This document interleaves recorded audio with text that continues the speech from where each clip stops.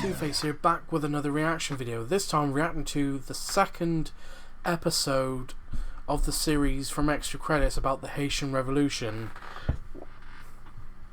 As I said before I reacted to the first episode, that I'm not very clued up on the Haitian Revolution, and from what little I know, it's not very well talked about subject in history lessons, which it should be, really, because if you've seen the first episode of this series, you'll know how eye-opening it is, that where, like, especially how the society lived in what was known as Saint-Domingue, which, just a quick recap, Saint-Domingue was on the island of Hispaniola, which was next door, which was shared with the Spanish, which their section, which was like roughly a third of the island, if I remember rightly, known as Santo Domingo, and then the French part, which was known as Saint-Domingue, which I thought was Saint Dominique, but I'd probably pronounce that wrong anyway. But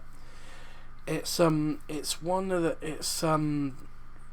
as it gives the clue that the Haitian Revolution was the world's first successful slave revolt, if I remember rightly, which is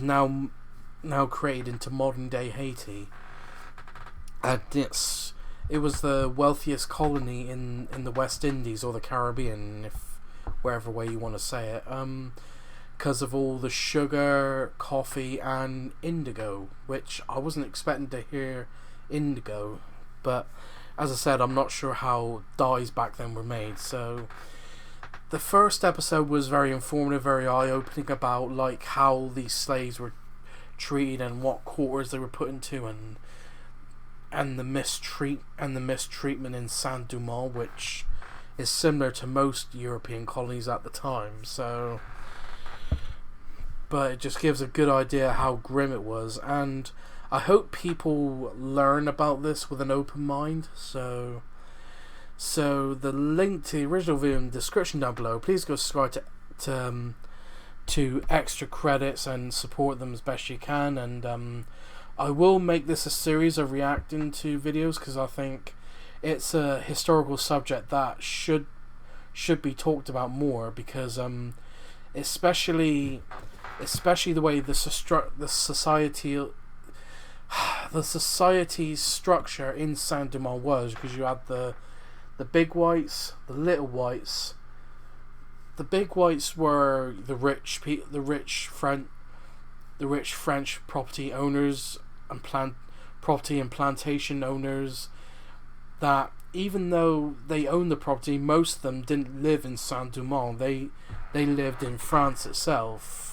While the little whites were the ones were managing their properties, the books, the finances, who were at odds with the free people of color, which did have good amount of freedom at first, but then some new French laws came in saying, they couldn't hold office, they were restricted to where they lived, and they were forbidden to wear similar clothes to the European counterparts, and they had some weird color charts, and it's just go watch the first episode to get what I mean. So as I said, the link to the original video in the description down below. Please go to Extra Credits, support their channel, and let's get into this. And Paris, August 26th, 1789. The French Revolution. The Revolutionary National Assembly in France takes the vote. I had a feeling that was going to come in. Is a new document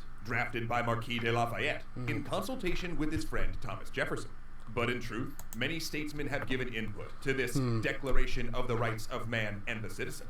It borrows from the Magna Carta, the American Declaration of Independence, and both the English and American Bill of Rights. It begins. Article 1. Men are born and remain free and in equal rights. Social distinctions can be founded only on the common good. Though they do not know it, these words will light a fuse that will burn all the way across the Atlantic and blow the slave society of Saint-Domingue to smithereens.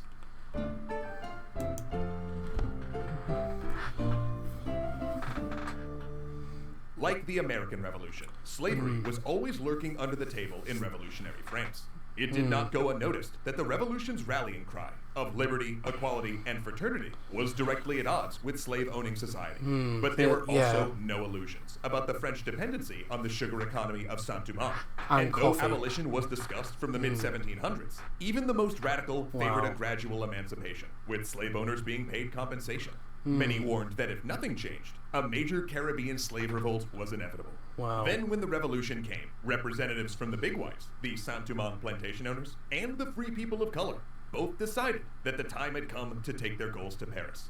The big whites pushed for the colonies to have seats in the newly created National Assembly, so they could argue for more autonomy in the colonies' affairs, and for the freedom to trade with the British Caribbean and the United States. And the free people of color, for their part, were well ahead of them. For years, representatives from Saint-Domingue had been petitioning the government to grant the free people of color full rights. And they, too, saw the revolution as an opportunity I bet they'll be turned down. Originally, they had tried to get the big whites on their side, arguing that as fellow slaveholders, the two groups had interests in common. So give the free people of color rights, especially voting rights, and then the two groups together could form a political bloc to defend slavery. The big whites, though, weren't having it. They opposed any reform to the colony's racial caste system. So instead, the free people of color made an alliance with an abolitionist society called the Friends of the Blacks. And they argued that granting full rights to free people of color would be a major step on the road to gradual abolition. And here's where I'd like to pause for just a second, because this is the last time in this series where things will be relatively simple. All of that stuff before was the simple part. Right after this point, both Saint-Domingue and France are going to use a technical historical term, go nuts. Everyone is going to ally with everyone else, and then change sides 15 minutes later. Legislatures are going to vote for reforms, dispatch messengers, dissolve, which is not surprising reform, in a way, and then reverse those reforms before the initial messengers even arrive. Revolutionary politics, in other words, is about to resemble a bag full of cats on espresso. In fact, to even fit all of it into this series, we're going to have to gloss over the specifics of French revolutionary politics. Who's in, who's out, who's making policy, unless it has direct impact on Saint-Domingue. And we're also going to have to focus on important trends rather than the specifics of who's allied. Oh, in the comments, let me know if you want me to react to anything about the French Revolution. Just let me know in the comments if you want me to react to anything about that. With whom? And here's our first big trend. White colonials utterly refusing to implement moderate reforms. Both the big and small whites were so committed not just to the structure, but the principle of their racist status quo, that even a proposal like rights for free people of color, which affected roughly 5% of colonial society and essentially had no impact on them, was unacceptable. The second big trend to remember is the ideological flexibility of the free people of color, their ability to court different power blocks, and their sense that they had little in common with the enslaved. Both these dynamics are going to come up again and again. The Declaration of the Rights of Man was almost perfectly calculated to tear Saint-Domingue apart. Depending on how you read it, it could be used to either argue full rights for the people of color as well as the abolition of slavery, or you could claim, as the white colonials did, that it didn't mention slavery at all. But the big whites knew how explosive this was. They sent word back to the colony to prevent word from spreading. It didn't work. Revolutionary politics was all anyone talked about at the dinner table. Meanwhile, the enslaved people, holding the trays and pouring the wine, started to understand that cracks were forming in the system of oppression that bound them. In 1790, Vincent Auger, one of the free people of color's strongest advocates, returned to Saint-Domingue, determined to cast a ballot in the new colonial elections. He believed that a piece of legislation passed earlier that year, giving all property owners a vote, made his case clear. He was a full citizen. When the governor refused, Auger sourced arms and staged an uprising. Now, the free people of color had long been the backbone of the colonial militia, an arduous and expensive duty many whites avoided. Some had even fought in the American Revolution. So drawing on this experience, Auger's force initially routed the local militias. But their success was short-lived. He only had 300 men, and a counterattack by regular troops sent him fleeing across the border into Spanish Santo Domingo. He was extradited, tried, and broken on the wheel. But Auger's example inspired other revolts, not just among free people of color, but also isolated slave uprisings. The big whites refused. Which, if you don't know, it's the simple name of that execution method is the breaking wheel. and I think I've seen a video on how it operates, and tell you what, it's quite a sufferable way for someone to die. Refused to compromise, even though the rebels were not even demanding full emancipation. They wanted their leaders freed, an extra day off per week, and the abolition of whipping. Meanwhile, in France, Auger's death provided the Friends of the Blacks with new ammunition in the National Assembly. Wow. Here was a true revolutionary, martyred in pursuit of the vote. As the political winds shifted, the big whites still refused to make concessions, even forcing the assembly to refer to the enslaved using the euphemism unfree persons. Wow. These hardline tactics backfired. Support for the free people of color, even emancipation, was increasingly held up as a test of a member's revolutionary ideals. And on May 15th, the National Assembly declared that free men of color, born to free parents, could both vote and be seated in assemblies. Wow. The big whites responded by going home and starting their own revolt. In June, big and small whites organized militias, and by July, they were seizing power centers, coming into violent conflict with government authorities, and organizing all-white assemblies that issued decrees that all but declared themselves independent. They essentially decided that if they were to preserve white supremacy, they must govern themselves. That summer, the colonial whites fought government forces, and then they fought militias formed by the free people of color, who were furious about the all-white assemblies. Then, the colonial whites, along with government troops, engaged scattered slave uprisings. And in all of that internecine conflict, they were unable to see what was coming, because the long fuse of revolution was about to hit the powder keg.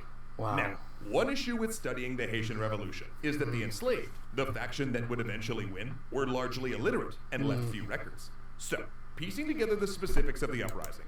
Like it said in the first video, where they barely had any supplies, like very little food, not probably some of the worst clothing, or very little clothing to be exact. Like, as I said, so it's kind of, you can see how complicated it's getting with all the politics going back and forth, and where it's making it more where people are trying to make it more difficult for the free people of color. So let's go back into this. Particularly its clandestine origins, takes a bit of detective work. What we do know is there had to have been months, if not years, of preparation. Likely those enslaved in houses, largely born in the colony and French-speaking, overheard conversations about the revolution and carried the news to others. Enslaved drivers and overseers, those with leadership roles, started organizing squads.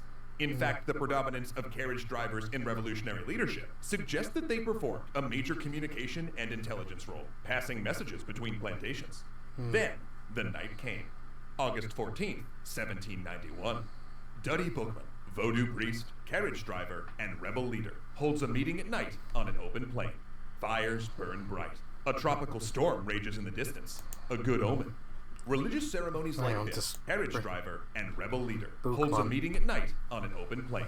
Fires burn bright. A tropical storm rages in the distance. A good omen. Religious ceremonies like this are permitted on most plantations and considered a healthy release valve, keeping insurrection at bay. Ironically, however, this summer, the enslaved have done the exact opposite, using the unsupervised gatherings to plan an uprising. And Vodou is the perfect medium of exchange, containing elements of various West African religions. It's one of the few cultural overlaps that the enslaved have, no matter where they were captured. But this meeting is an emergency. A cell has triggered the uprising early, and upon capture, confessed everything. The plantation owners, thankfully, had not believed that the enslaved could organize on the level their captives described. According to tradition, Bookman and several priestesses. Well, that's the thing. This is why, like, these sort of revolutions become successful, because they underestimate, like, the intelligence of these people.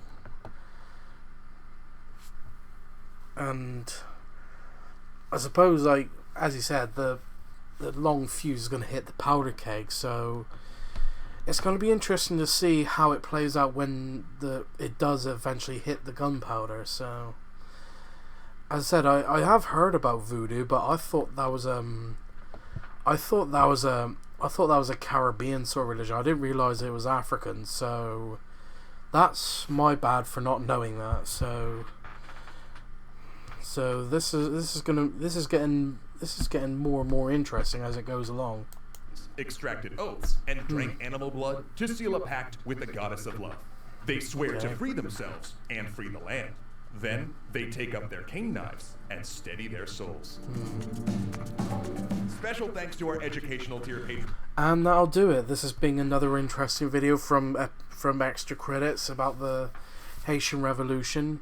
As I said, I know I don't say a lot during these historical videos, but I'm trying to take in some extra information because, again, another subject that doesn't get talked about a lot, and I have very little knowledge about the Haitian Revolution. So if you enjoyed this reaction, please like, comment and subscribe, and I'll see you in the next one.